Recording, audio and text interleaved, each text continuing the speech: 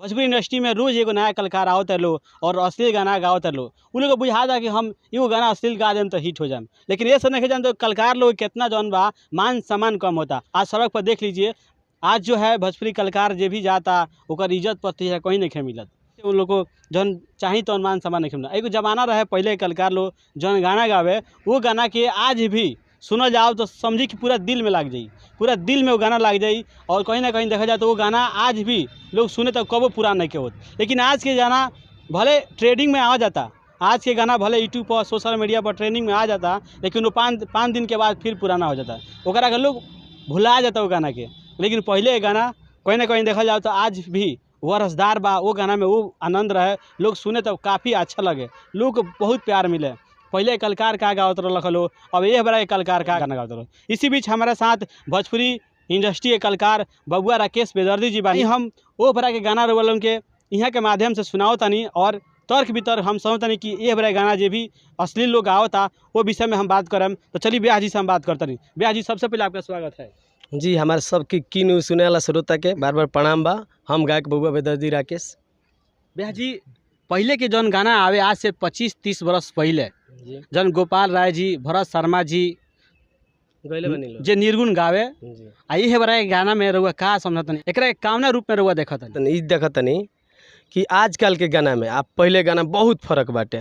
कंकर चुनी चुनी महला बनमली, लोग कहेला घर मेरा ए राम। कंकर चुनी चुनी महला बनमली, लोग कहे घर मोरा ए राम। ना घर तेरा ना घर मेरा, चिड़िया रैन बा। आजकल के गाना सुनी, आगे वाला में घास बा तो पीछे वाला साफ बा। ई का समझते नहीं रहुआ? आगे वाला में घास बा और पीछे वाला साफ बा। अब बताई, आप वीडियो बना देता रहो लड़की के आगे निहारे लगता रहो, कहत रहो जी खेत ह, माने ई खेत ह। रहुआ समझ सके नहीं? समाज में का दिखाओ? लड़की के आगे निहार के दिखावत रहो, समझी लो। लोग समाज सुनी तो का कही बताई रहुआ? वो एगो ब्यास बनी का रहुआ सड़क पर जातनी, गाँव नगर में जब जातनी का रहुआ वो इज्जत मिलता? कौनो इज्जत ना। ई सब समाज के नाश दिल बड़ा सही गाना गा के उल्टा सीधा। कौनो इज्जत नहीं, कौनो इज्जत, कौनो संस्कार ना। लोग पुकारता के एबरा कुत्ता के नजर से ब्यास लोग के देखत रहो, कुत्ता के नजर से देखत रहो, कुत्ता के नजर से देखत रहो। पहले ब्यास का है का इहे गाना के चलते जवना गाना में ना कोनो रस बा ना कोनो भाव बा, अभी ट्रेंडिंग आवता, अब 5 दिन के बाद पेंडिंग चल जाता। पेंडिंग चल जाता।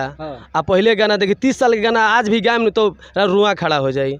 एगो ऐसन गाना बा, काहे कइल बलमु हो गवनवा में देरी, काहे कइल बलमु हो गवनवा में देरी, जरी के यारवा लगाबे हेरा फेरी, काहे कइल बलमु हो गवनवा में देरी। ये गाना में देखी कितना रस बाटे। आजकल के गाना एगो बलमुआ के बलम, ई का होला? बलमुआ के बलम, ई का होला बलम? ई तो हमरा कुछ बुझाता ही नहीं कि बलमुआ के बलम का कहाला। ई वह दूसरे समझता रहा, वह लागत रहा इस बेटी बहन के सामने सुने वाला बा। समाज में समाज लायक बा ना, सुनेला नहीं। यही के चलते तो हमने देखी अच्छा नहीं करत गाना गावे के कुछ। हाँ, ये गाना के चलते लोग वैल्यू नहीं खे देते, इज्जत नहीं खे देते। आ पहिलका गाना बताओ तनी, हकोमनी खोतवा में, हकोमनी खोतवा में लुकइलू, आही रे बलम चिराई, आही रे बलम चिराई। ई गाना में देखी कितना रस बाटे, कितना रहस्य बाटे। आजकल के गाना एगो हटे, चुवत जवानी राजा चुवत जवानी, जैसे चुए महुआ रानी, चुवत जवानी। जवानी का चीज चुएला, ई तो बुझाता ही नहीं के हमरा। हाँ, पूरा भोजपुरी के नाश देता रहा। माने सुने लायक बार हुए बताई, ई सुने लायक बा समाज के। ऐसे बहुत माने पहले में आज में बहुत फर्क बा। हाँ, ऐसे यही के चलते आजकल ब्यास लोग के हेतनो बा इज्जत नहीं के, कुत्ता के भांति देखल जाता समाज में ब्यास लोग के। आई लो समाज के पूरा गंदा बना चुकल बड़े लो, यही के चलते हमने के गाना गावे के हिम्मत नहीं करत भैया ये समाज में। हाँ, तो आज के दौर में तो रउआ कलाकार बानी, रउआ का चाहत नहीं कि असली गाना होको लोग ना, हम ई चाहत नहीं कि अश्लील गाना होको, चाहत नहीं सो जे कुछ अच्छा होको। जो जेंगा पहले 30 साल गइले बनी लो उहे समाज में ले आवे चाहत नहीं सो। हमनी 30 साल पहले जौन गइले बनी लो वही समाज में हम ले आवे चाहते हैं सो यही गाना गावे के। एगो अथी रिंकू ओझा जी के निर्गुण बा, एक दिन नदी के रे तीरे जात रहनी धीरे धीरे, एक दिन नदी के रे तीरे जात रहनी धीरे धीरे, हम आँखी देखनी हम आँखी देखनी सुनर शरीरिया यगिया में जरेला हो राम, हम आँखी देखनी सुनर शरीरिया यगिया में जरेला हो राम। ये गाना में देखी कितना रहस्य बा। आज भी गाना पुराना नहीं, आज भी गाना ई नए गाना में वो चीज बा, वही चीज बा जौन पूरा समाज पूरा अपना घर परिवार के संग सुन सके। पहले के भरत शर्मा जी, गोपाल राय जी और भी तमाम कलाकार पहले जौन निर्गुण गावे, और ये हमारा के कौन निर्गुण गावता लो तनी के गाना गावता लो, हाथ ही हिला के सूत लिए रे ऐसा लभर पर मुत दिले। बोली समाज में सुने वाला बा है। आखिर काहे भोजपुरी कलाकार लोग के उस मान सम्मान नहीं के मिलत, सड़क पर जाते रहे लो तो लोग दूसरे नज़रिया से देखता। पहले वो समय रहे जो भोजपुरी कलाकार जे भी कलाकार सड़क पर जाए, कहीं बाजार मार्केट निकले तो लोग वो ब्याज से वो कलाकार से हाथ मिलावे, हाल चाल पूछे। लेकिन आज लोग कुछ नहीं के पूछता, पूछे में शर्माता।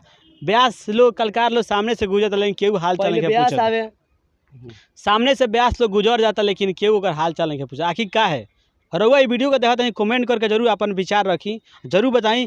और ये अच्छा और ख़राब गाना के तर्क वितर्क हमारे साथ ब्याह जी बानी, यहाँ से बात हो रहा बा, हमारे साथ बन रही और कुछ हम सुनाओ। भंवरावा के तोहरा संग जाई, भंवरावा के तोहरा संग जाई, आवे के बेरिया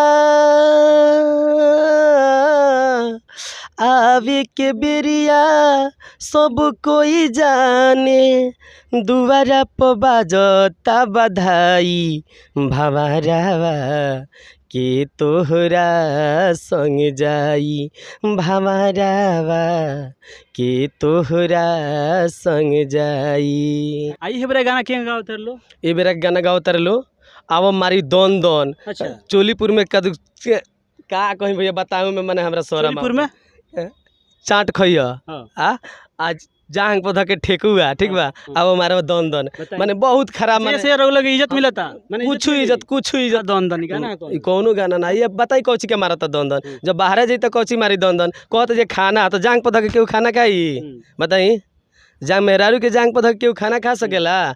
ई का समाज सुनी तो का कही, एकरा के अच्छा समझी जे मेहरारू के जांग पर मैंने खाना खाएला हैं। तो इस समाज में सुने लायक कोनो अधिकार नहीं है गाना के। हमने चाहते हैं समाज में जेंग पहले 30 साल पहले गाना गईले बनी लो वो टाइप से गाना आओ मार्केट में, अच्छा लगी हमनियों के, तनी सुने में अच्छा लगी हमनियों कुछ अच्छा गायम सब। लेकिन ये लो नाश कर दिले बड़ा लो समाज के। चलिए रघुआ हमारे साथ जो राकेश बेदर्जी जी थे, और कहीं ना कहीं देखा जाए तो भोजपुरी इंडस्ट्री के आज से 25-30 वर्ष पहले का गाना जौन ऊ प्यार भरा रस गाना रहे, निर्गुण रहे, वो बड़ा के गोपाल राय जी, भरत शर्मा जी और भी ब्यास लोग गावस लो ऊ गाना के, और आज के गाना के तुलना हम तर्क वितर्क यहाँ से हम करते रहनी हो। अब और इसलिए हम देखा समाज में कि आज से मतलब जो नायका जनरेशन के लोग बा वो गाना कहीं ना सुन लो के, और पहले गाना कौन आवत लो ये बड़ा कौन आवता, दिल्ली आसमान के फ़र्क बा। ए बड़ा सड़क पर उतरी तो ब्यास लोग कोनो इज्जत प्रतिष्ठा नहीं के, केहू मान सम्मान नहीं के देत। भोजपुरी इंडस्ट्री में लोग गलत गाना गा देता, कहीं ना कहीं देखा जाता है ऐसे अश्लीलता फैलता, और समाज किस दिशा की ओर जाता। रउआ आखिर सोचिए पर आखिर काहे ब्यास लोग के ये इज्जत प्रतिष्ठा जौन बा नहीं के मिलत, मान सम्मान नहीं के मिलत, काहे? रउआ कमेंट करके जरूर बताई, अपन राय जरूर दी। इस वीडियो में बस इतना ही। जय हिंद।